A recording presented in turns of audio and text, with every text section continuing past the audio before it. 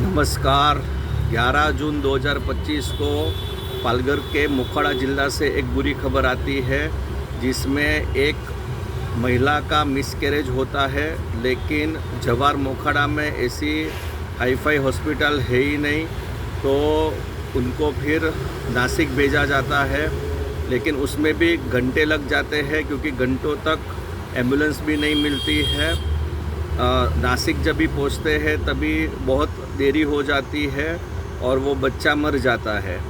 नासिक से वापस मोखाड़ा करीब 60-70 किलोमीटर का एरिया, वहाँ से आने के लिए फिर से एम्बुलेंस की व्यवस्था नहीं होती है और एसटी बस में वो बच्चे का डेथ बॉडी उसके पिता को दिया जाता है।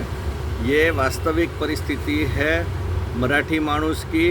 विरार से जैसे ही आगे जाते हैं मनोर की तरफ, तो वहाँ पे भी वही हाल है कि विरार से मनोर और दानू तक कोई भी सरकारी बस व्यवस्था नहीं है। वहाँ पे जो हजारों युवा रहते हैं, उनको काम धंधे के लिए प्राइवेट व्हीकल पे डिपेंड रहना पड़ता है। उसके अलावा वहाँ पे जो भी लोग रहते हैं, उनको आने जाने के लिए शेयरिंग ओमनी या और कोई व्यवस्था करनी है। जिनके पास वो शेयरिंग का टाइम ख़त्म होने के बाद अगर किसी को आना जाना है तो वो नहीं आ जा सकता है। और जो दूसरा पट्टा है मनोर से विक्रमगढ़, जवार, मोखाड़ा, त्र्यंबकेश्वर और नासिक का, वो स्थिति तो और भी भयंकर है। इनका गुना एक ही है कि ये लोग 100% मराठी लोग हैं। मतलब ये इनका एक ही गुना है कि ये मराठी है। इसके लिए राज्य सरकार इनकी मदद नहीं करती है, इनके लिए बस की सेवा नहीं उपलब्ध करवाती है, इनके लिए अच्छी अस्पताल नहीं लाती है। तो जहां मुंबई में अरबों रुपया केवल दारू, डांस बार और पब से सरकार कमाती है, तो उसके बदले में ये जो मराठी लोग हैं जो विरार से आगे रहते हैं दानू की तरफ, हाईवे की तरफ, मनोर, वाड़ा, विक्रमगढ़, जवार, तो ये सब एरिया क्यों ट्रेन से जोड़ा नहीं जाता है कि जिससे वहाँ के जो युवा है जो हर रोज़ मुंबई की तरफ काम के लिए आते हैं, तो उनको कितनी तकलीफ़ पड़ती है।